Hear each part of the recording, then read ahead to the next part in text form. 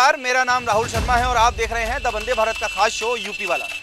2022 में उत्तर प्रदेश के चुनाव नज़दीक हैं और ऐसे में सिलेंडरों पे, कॉमर्शियल सिलेंडरों पे दाम बढ़ना कहीं ना कहीं ऐसा ना हो कि उत्तर प्रदेश में कहीं ना कहीं नुकसान देखने को मिले। मैं इस समय आगरा के ननटॉ के चौराहे पे मौजूद हूँ और यहाँ पर एक रेस्टोरेंट है जहाँ के बाहर कुछ चर्चा करने के लिए हमारे साथ रेस्टोरेंट्स के मालिक हमारे साथ मौजूद हैं।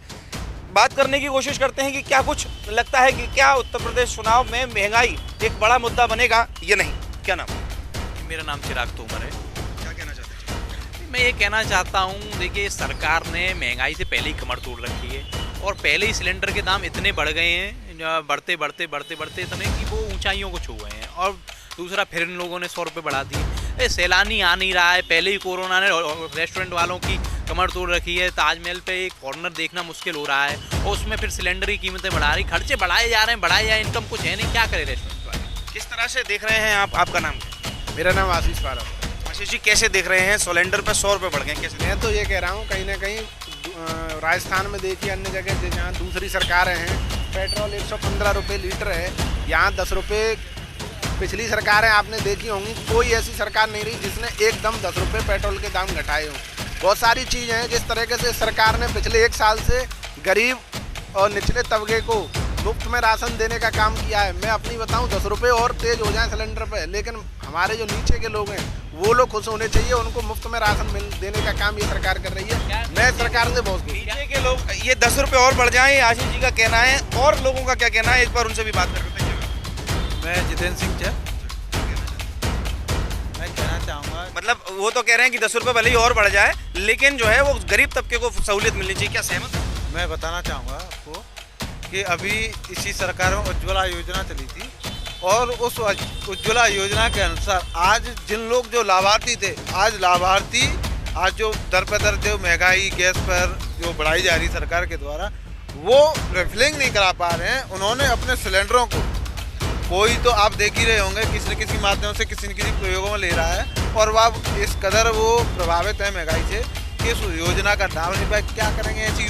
जल्दी ये भी दिखाई दे रहा है ग्रीन गैस की पाइपलाइन जो है घर घर पहुँच जाएंगी, तो मुझे लगता है कहीं ना कहीं दाम तो वैसे भी कम हो जाएगा। जी, अभी ये ग्रीन जो गैस की जो योजना चल रही है अभी जो प्रभाव में नहीं है और इस योजना को प्रभाव में लाने के लिए काफ़ी समय लगेगा। जब तक जनता और प्रदेश के जिस तरह से महंगाई लोगों पे हावी है, उस प्रकार जनता जूझती रहेगी और इससे निजात नहीं मिलने वाली। तो कुछ न कुछ सरकार को इस कदर जनता के लिए, प्रदेशवासियों के लिए, देशवासियों के लिए कुछ ऐसा करना चाहिए जिस पर निम्न तबके का जो व्यक्ति है उस पर इस प्रकार का किसी प्रकार का कोई अतिरिक्त भार ना हो, इससे कि सरकार को इसके लिए कुछ न कुछ उपाय सोचने चाहिए। कुछ और लोग भी हमारे साथ हैं, क्या कुछ सहमति? क्या मोहम्मद ज़ैब अफरीदी नाम है मेरा।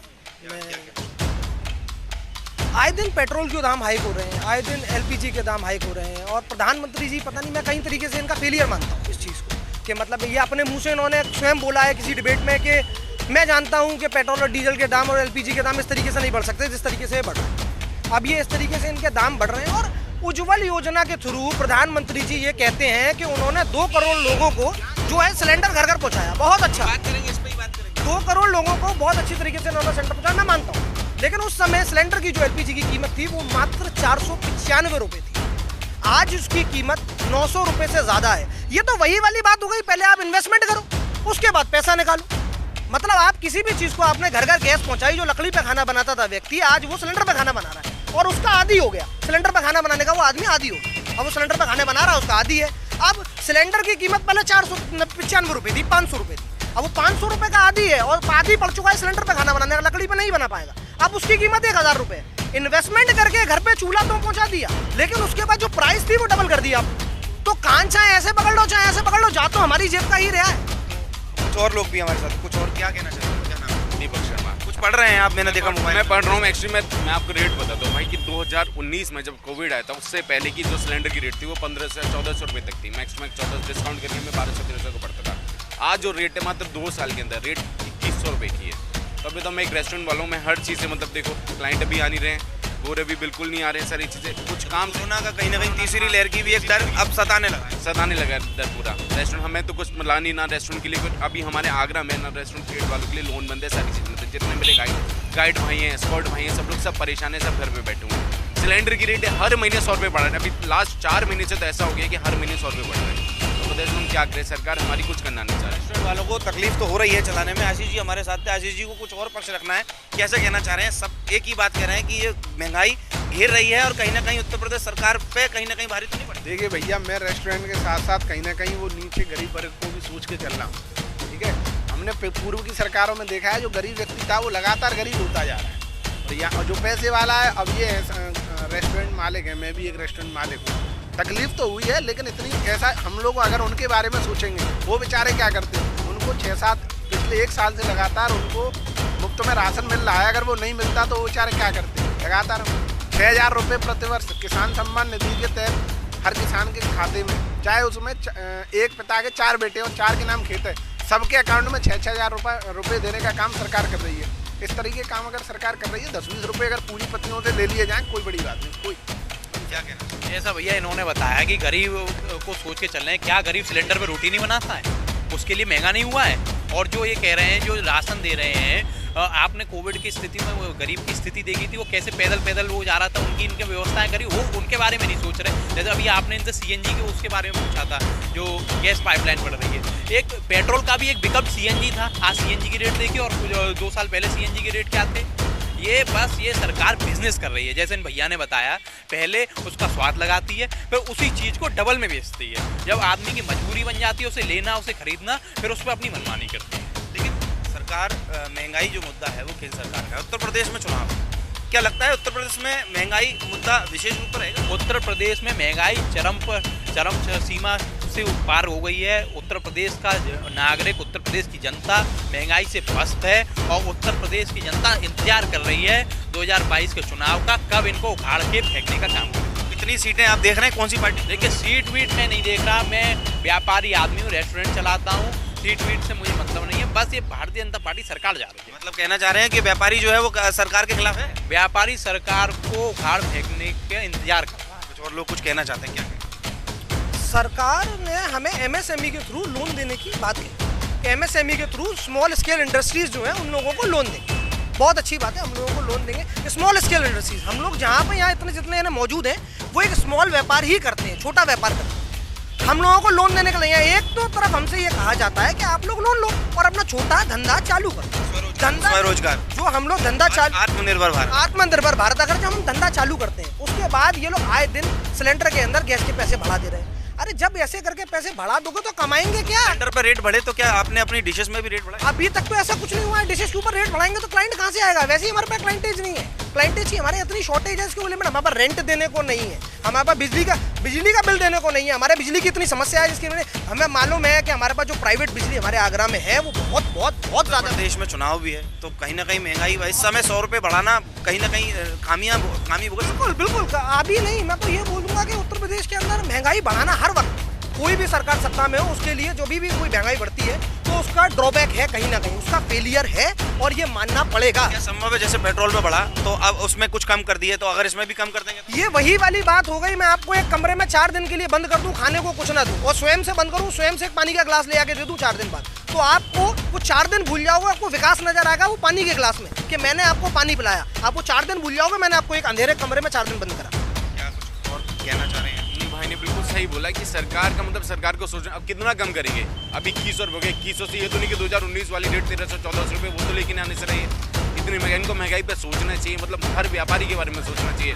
रेस्टोरेंट वाले, मेरे होटल वाले भी दोस्त हैं, मेरे रेस्टोरेंट भी दोस्त हैं, टूरिस्ट, हम तो आगरा से हैं, तो अपना तो यहाँ टूरिस्ट के लिए फेमस है, मेरे गाइड भाई भी बहुत सारे दोस्त हैं, तो सभी परेशान है। सरकार का सब मतलब क्या ही बोले, मतलब बहुत लोग बीजेपी के इतने सपोर्टर, कट्टर सपोर्टर हुआ करते थे मेरे दोस्त, वो आज बीजेपी से बहुत परेशान है। महंगाई मेन मुद्दा है, महंगाई मुद्दा है, महंगाई है, पूरा महंगाई ना कुछ हमारी सरकार ने कुछ सोचा। उत्तर प्रदेश में राम मंदिर बना है, राम मंदिर बना है तो मंदिर कौन देखने जा रहा है? मंदिर तो मतलब ठीक है, हमारी श्रद्धा है, मैं एक ब्राह्मण हूँ, मेरी श्रद्धा है मंदिर बना चाहिए, लेकिन मंदिर मुझे रोजगार तो नहीं दे रहा। रोजगार तो मेरा व्यापार दे रहा है। हमें रोजगार मिलेगा? अयोध्या में मिलेगा भाई, तो आगरा अयोध्या तो बहुत दूर है, आगरा वाले कहाँ जाएंगे? आगरा वाले तो सब यहाँ पलायन करके सब अयोध्या पहुँच जाएगा। भाजपा वाले लगातार ये दिखा रहे हैं कि हमारी सरकार ने 4.5 लाख रोजगार दिया, तो फिर ये रोजगार की बात तो अगर लौट के आएगी तो फिर कहीं ना कहीं माननीय मुख्यमंत्री योगी आदित्यनाथ जी ने 4.5 लाख रोजगार देने का काम किया, वो भी बिना परिवारवाद के, बिना जातिवाद के, बिना क्षेत्रवाद के। पूर्व की सरकारें आपने देखी होंगी, मान्य नेताजी सैफई के लोग सारे ठेकेदार होंगे, सैफई के लोग सब नौकरी वाले होंगे। योगी जी ने सबका साथ सबका विकास, बिना किसी क्षेत्रवाद के, बिना जातिवाद परिवारवाद, सब लोगों को निष्पक्ष 4.5 लाख रोजगार देने का काम किया है। आपने कल टीईटी परीक्षा में आरोप लग रहा है, टीईटी परीक्षा में आरोप लग रहा है कि क्या? आपने देखा होगा कि जिस लोगों ने पेपर आउट कराने का जो दुस्साहस किया था, माननीय मुख्यमंत्री योगी आदित्यनाथ जी ने उसके घर पर बुलडोजर चलवाने का काम किया है। ऐसे मुख्यमंत्री बुलडोजर चल चुका है। और जो आपने जिस तरीके के बदमाश और ये देखे होंगे, आप देख रहे हो, मतलब पूर्व की सरकारों में इस तरह से हमारी बहन बेटियां सुरक्षित नहीं थी, आज आराम से सब रह रहे हैं, सब सकुशल उत्तर प्रदेश चल रहा है। और जो बात है, ये बहन बेटियों की सुरक्षित वाली जो बात है, हाथरस कांड को अभी सिर्फ साल भर ही हुआ है। समाजवादी पार्टी ने स्मृति कल करके वो बनाया, दीप भी जलाए भैया, दीपक भी जलाए समाजवादी पार्टी के लोगों ने। मैं महिला सुरक्षा वाली बात पे एक बात कहना चाहूँगा। अभी यूपी एसआई की भर्ती हुई थी, उसमें एक महिला एसआई का एग्जाम देने गई थी, वो खुद पुलिस अधिकारी बनना चाहती थी, मथुरा की महिला थी, और वो उसका घर से जाते जाते उसका रेप हो गया। ये उत्तर प्रदेश में हाल है। आप बताइए, महिला सुरक्षा की बात करते हैं। कुछ सरकारों के आंकड़े के हिसाब से आप देखिए, उस रेशियो को देख लो, 10% भी नहीं है। जिस तरीके के कुकर्म कुत्तर इस तरीके वो करते थे, आज वो 10% नहीं है। और जो गुंडा राज, जो भ्रष्टाचार था, जिस तरीके के गुंडे थे, क्या नाम है, अतीक अहमद, और वो जो उत्तर प्रदेश में उनको किसी की औकात नहीं थी कि उनको हाथ लगाने, माननीय योगी जी ने उनको पंजाब से और उत्तर प्रदेश ला के उनको जेल में डालने का काम किया है। और जिस तरीके से वो एक रामपुर से वो वो थे, क्या नाम है, आजम खान जी, उनको जेल में डालने का काम, इस तरीके के बदमाशों को, भ्रष्टाचारियों को, आतताइयों को जेल में डालने का, और उनको जो जेल में होंगे या वो ऊपर होंगे, इस तरीके का काम, मतलब उत्तर प्रदेश को भ्रष्टाचार मुक्त, आतंकवाद मुक्त बनाने का काम योगी जी ने किया है। हम तो ये कह रहे हैं, ये देश सुरक्षित रहेगा, हम लोग सुरक्षित रहेंगे, 10-20 रुपए में कोई आपत नहीं आएगी। माननीय सांसद महोदय श्री आजम खान जी इनके लिए आतंकवादी है। इन्होंने अपने मुंह से स्वयं बोला कि आतंकवादियों को जेल में डालने का कार्य किया। मतलब एक कॉन्स्टिट्यूएंसी से आदमी जीता हुआ, माननीय आजम खान जी अपने कॉन्स्टिट्यूएंसी से जीते हुए पता नहीं कितने बार के विधायक, कैबिनेट मिनिस्टर, इनके लिए वो आतंकवादी हैं। जेल में तो विचारधारा क्या होगी? मैं कहना चाहूँ, अभी भैया ने बोला था महिला सुरक्षा के, तो महिला सुरक्षा के यहाँ जो जिनके माननीय हैं और माननीय बीजेपी के, वही लोग इस आशय को लेकर और उन्होंने सरकार बनाई, और उसी निरंतर इसी आशय पे ये कुकर्म भाजपा सरकार में हो रहे हैं। अभी बेबी रानी मौर्य ने बोला था अभी कुछ ही दिनों हाल ही में कि 5 बजे के बाद महिला थाने न जाएं। उसका आशय यही था कि बीजेपी के थाने और बीजेपी के प्रतिनिधि और बीजेपी के माननीय थाने बीजेपी के, थोड़ी थाने बीजेपी के हैं। जैसे कि 2012 सरकार में बीजेपी के लोगों के द्वारा सपा के थाने बोले जाते थे, आज वही दृश्य और वही हालात जब नहीं थे, पर आज जो हालात जनता को, उत्तर प्रदेश वासियों को थानों में, अगर सत्ता जिसकी होगी उसके थाने होते, सत्ता ये तो बीजेपी के थाने हैं ना, क्योंकि बीजेपी ने खुद आरोप लगाते थे कि समाजवादी पार्टी के थाने, तो आप एक्सेप्ट कर रहे हैं? जब ऐसा था ही नहीं, क्योंकि वहाँ किसी भी द्वेष भावना के, किसी धार्मिक और किसी जाति के अनुसार कार्य होते थे थाने में। आज जाति पूछ के थाने में कार्य होते हैं, तो ये बीजेपी के थाने हैं और इसमें कोई दो राय नहीं है। तो अब वोट की अगर बात करें तो उत्तर प्रदेश चुनाव में महंगाई, भ्रष्टाचार की बात करें तो टीईटी के लिए आरोप लग रहा है। कब, अच्छा, अगला पेपर कब होगा? अब 1 महीने का समय दिया है माननीय योगी जी ने, और देखो 1 महीने तक शायद। अच्छा, आपका क्या कहना है? देखिए, ये राजनीतिक व्यक्ति हैं, ये हर तरह की बात करते हैं, और मतलब पूरी राजनीतिक बात करते हैं। आप राजनीतिक? मैं राजनीतिक नहीं हूँ। मैं ड्रेस कोड से लग रहा है, लेकिन नहीं, वो तो देखिए आजकल फैशन चल रहा है, आप भी कोट पहने हैं तो मैं कोट ही पहना हूँ। देखिए, अब ये इन्होंने कहा एक महीने के बाद दोबारा एग्जाम होगा। उत्तर प्रदेश में चुनाव की स्थिति है, 1 महीने बाद मैंने आचार संहिता लगने वाली है, जहाँ तक है 2 महीने पहले लग जाती है, आचार संहिता लग जाएगी, फिर क्या होगा? मैं ये योगी से और इनसे पूछना चाहता हूँ। जब इनको महाशय को ये सोचना चाहिए, ये एक रेस्टोरेंट चला रहे हैं, वो उत्तर प्रदेश को चला रहे हैं। उन्होंने अगर खुले मंच से ये बयान दिया है कि हम 1 महीने के अंदर वो एग्जाम कंडक्ट कराएंगे, तो वो एग्जाम कंडक्ट कराएंगे। जब खुले मंच से उन्होंने पूरे उत्तर 22 करोड़ की आबादी ने ये बात सुनी है कि एग्जाम कराएंगे, तो एग्जाम क्यों नहीं कराएंगे? उन्होंने तो ये भी कहा है। मैं 2016 की जो एसआई की भर्ती थी उत्तर प्रदेश की, उन अभ्यर्थियों से 4500 अभ्यर्थी हैं, ट्रेनिंग के बावजूद घर पे बैठे हुए हैं। क्या उन अभ्यर्थियों को क्या कसूर था कि ट्रेनिंग के बावजूद उन्हें योगी सरकार में, वो जो कह रहे हैं ये भूल गए, ये समाजवादी पार्टी के नेता हैं, इन्हीं के नेताजी माननीय अखिलेश यादव जी के कार्यकाल में वो भर्ती पूरी हुई। 4 साल में आपकी जानकारी के लिए मैं और बता दूं, 2012 से 17 5 साल आपकी सरकार रही। 2013 के जो एग्ज़ाम 2013 का जो एग्ज़ाम था उन लोगों को 2018 में जाके ज्वाइनिंग मिली है। और वही जो आपके जो अभ्यर्थी हैं 4500, आपके माननीय अखिलेश यादव जी या सीधे 10 लाख रुपए दो, उत्तर प्रदेश पुलिस में भर्ती हो जाओ। 10 लाख रुपए की बात। ये बीजेपी वालों का ये निराधार इस तरह के कट बोलते हैं कि ऐसा कुछ है। मैं बताना चाहूँ, अभी जो पीसीएस की उत्तर प्रदेश में भर्ती जो कंडक्ट हुई थी उसमें पहले आरोप लगता था कि यादव।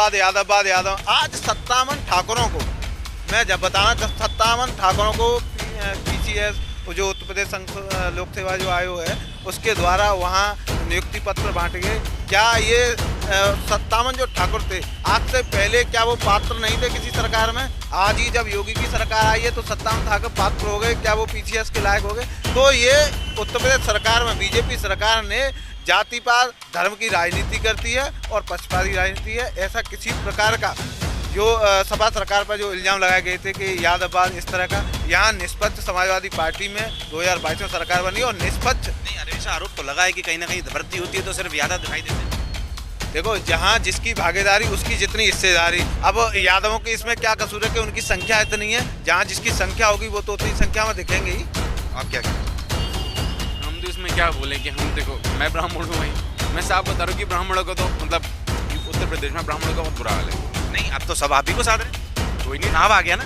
हाँ चुनाव आ गया तो साथ देंगे, लेकिन तब भी कोई फायदा ही क्या? कोई भी नहीं कुछ करना चाह रहा भारतीय जनता पार्टी से। बुरा हाल है, अब तो 14% बहुत बुरा हाल है। 14 मतलब ये सर्चिल भारतीय जनता पार्टी बिल्कुल नहीं दिख रही है। समाजवादी पार्टी इन दोनों चुनाव के टाइम में, क्योंकि मैं एक व्यापारी नाम मुझे भारतीय जनता पार्टी से मुझे कोई लाभ हुआ ना, समाजवादी पार्टी से ना बसपा से लाभ हुआ। तो ये हमारे लिए हमारी सिर्फ अपनी सहूलियत देखने, हमें तो अपना काम देखना है भाई। तो चाहे कोई भी पार्टी आए, चाहे हमें से कोई फर्क पड़ता, लेकिन व्यापार के लिए और आम जनता के लिए सरकार को देखना चाहिए कि भाई मतलब व्यापारी सारी चीज़, व्यापारी एक है जो इलेक्शन में भागीदारी करता है। हम व्यापारी लोगों को बताते हैं भाई इलेक्शन, हमने बहुत सारे कैंपेन चलाए, लोगों को वोट के लिए जागरूक कराया, लेकिन सरकार हमारे बारे में सोच नहीं रही है भाई। फाइनली आज हम इस मुद्दे पे यही बात करेंगे कि क्या जो महंगाई बढ़ने की ये लोग बात कर रहे हैं, सीधा लास्ट में इस प्रोग्राम को ख़त्म करने से पहले सबसे एक राय, क्या उत्तर प्रदेश सरकार बनने पर इस महंगाई का कोई विशेष असर होगा या नहीं? देखिए भैया, मैं बस एक छोटी सी बात इन लोगों से पूछना चाह रहा हूँ। 2017 में भाजपा की सरकार बनी, क्योंकि कहीं ना कहीं ये डायरेक्ट भाजपा की सरकार को ये दोषी ठहरा। 2017 से पहले, जस्ट पहले के सारी चीज़ों के ये रेट निकाल लें और आज के रेट निकाल लें, 5 साल और 17 से पहले की 5 साल का निकाल लें और ये उस रेशियो को, परसेंटेज को निकाल लें कि महंगाई कब बढ़ी है। पहली बात तो ये, मैं इस बात को भी नहीं कह रहा हूँ। और भी पेट्रोल का देख लीजिए आप, सिलेंडर का देख रहे हैं, पेट्रोल का देख लीजिए, 100 रुपये लीटर नहीं, 100 रुपये लीटर का भी मैं देखो पूरा, मैं आपको दिखाता हूँ, ये डाटा है मेरे पास पूरा, मतलब हाँ, सरसों कभी कोई भी सामान ले लो, कभी से कोई और सरकाजम भी दे रहा है। सब कुछ कहना चाहिए सरसों, मतलब ये सब। अब मैं तो किसानों की बात करता हूँ, क्योंकि कहीं ना कहीं ये देश किसान प्रधान देश है और किसानों से ही हम यहाँ खड़े हुए हैं। तो फिर कृषि कानून बिल एंड में ही कि वापस वो 1 साल ऐसा है भैया, कहीं ना कहीं जो कृषि कानून बिल था वो किसानों के हित में ही था। मोदी जी ने किसानों के हित में उसको लेकर, आप ही की पार्टी के बहुत सारे नेता उनको अलगाववादी, खालिस्तानी कह रहे थे। किसी ने नहीं कहा है, और किसी भाजपा के नेता ने उनको खालिस्तानी अलगाववादी नहीं कहा। अगर किसी ने कहा हो तो किसी ने नहीं कहा। माननीय सांसद महोदय ने इनके बोला है कि वो जो बैठा हुए हैं धरने पे वो खालिस्तानी है। कौन से सांसद? अमित शाह जी ने बोला है खालिस्तानी है। तो उन जो मतलब धरने पे जो बैठा हुआ है, अच्छा अगर वो वापस फिर कृषि बिल वापस देखिए, मैं बताऊं, 2 दिन पहले आगरा में भी ये ट्रैक्टर रैली हुई है किसान। वो जो ट्रैक्टर रैली भाजपा के समर्थन में कर रहे हैं, ये इस बिल के समर्थन में, तो किसान अलग अलग पार्टी के होते हैं। वो लोग किसान नहीं है जो भाजपा वाले किसान, भाजपा के किसान नहीं थे। जिन किसानों ने भाजपा का समर्थन किया है उस बिल का, वो लोग किसान नहीं है। तो जो वहाँ बैठे हुए हैं, अच्छा बताएं। इनका कहना ये है कि जो किसान वहाँ रैली में थे, मतलब वहाँ थे, वो किसान नहीं है। जो भाजपा के साथ ट्रैक्टर रैली में जो किसी भी, वो सबको ओरिजिनल किसान है। वही तो मैं इनसे पूछना चाह रहा हूँ। ये कह रहे हैं किसान विरोध में, तो ये लोग जो ट्रैक्टर देखिए, देख सकते हैं, देर आए दुरुस्त आए। सुनिए, देर आए दुरुस्त आए, वापस लिए गए कृषि बिल, लेकिन अब अड़ने की भी कहीं ना कहीं ये भी गलत है कि अब अड़ रहे हैं कि ऐसा नहीं होना चाहिए, MSP पर कानून बनना चाहिए, उसके बाद मुआवजा मिलना चाहिए। एक बात बताइए, जो गन्ने के पैसे आप भी कर, कोई भी आप कार्य कर रहे हैं, आप अगर कहीं पर भी नौकरी कर रहे हैं, आपको 1 से 4 के बीच में सैलरी मिलती है, आपको 8 तक नहीं मिला तो परिवार पाल लोगे? आप परिवार पाल लोगे?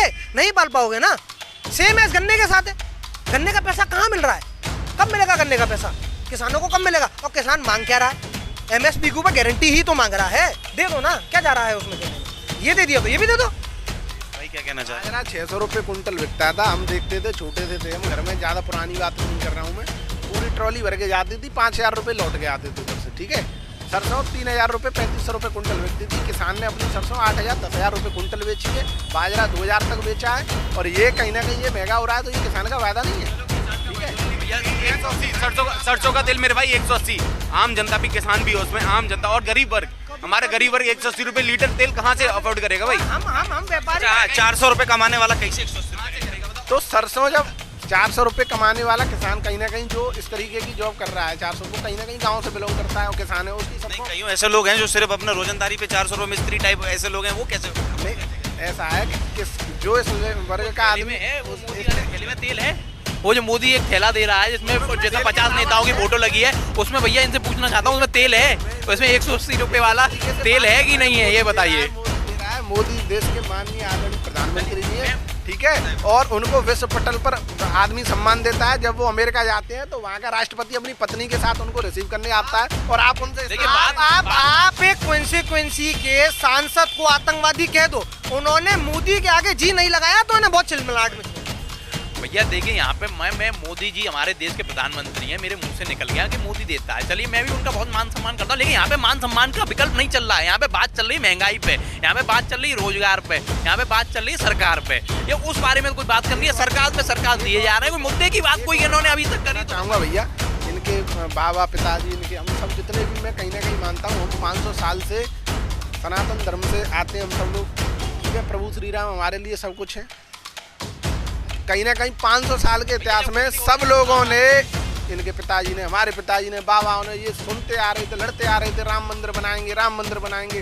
कभी आज कहीं ना कहीं मैं अपने आप को सौभाग्यशाली समझता हूँ। मैं उस पार्टी का कार्यकर्ता हूँ जिसमें मेरे कार्यकर्ता रहते हुए और माननीय प्रधानमंत्री नरेंद्र मोदी जी और मुख्यमंत्री योगी आदित्यनाथ जी के रहते हुए आज अयोध्या में भव्य राम मंदिर का निर्माण होने जा रहा है। राम मंदिर से दिक्कत किसको? किसी को नहीं। दिक्कत बहुत लोग, दिक्कत आपको दिक्कत है? नहीं भैया मुझे कोई दिक्कत नहीं। भैया मैं एक बात कहना चाहता हूँ, मैं ये पूछना चाहता हूँ, भारतीय जनता पार्टी वाले, ये भारतीय जनता पार्टी के कार्यकर्ता ये राम मंदिर का श्रेय अपने आप क्यों ले रहे हैं? राम मंदिर कोर्ट का फैसला है, कोर्ट ने बनाया, सुप्रीम कोर्ट का फैसला है, कोर्ट के आदेश के द्वारा बनना है। अब ये मुझे ये बताइए, ये इसका श्रेय क्यों ले रहे हैं? ये बीजेपी का प्रोपेगेंडा, राम मंदिर और हिंदू और मुसलमान। अगर ये राम और हिंदू मुसलमान नहीं जा पाएंगे तो अपने आप को सुरक्षित, जब हिंदू खतरे में आता है, जब बीजेपी खतरे में होती है, जब ही हिंदू को खतरे का एहसास होता है। और मैं बताना चाहूँगा, राम हिंदू धर्म के आस्था के प्रतीक है और पूरा भारतवर्ष उस राम मंदिर, भव्य मंदिर जो निर्माण हुआ उसका स्वागत करता है और हम सभी स्वागत करते हैं और वो बनना चाहिए।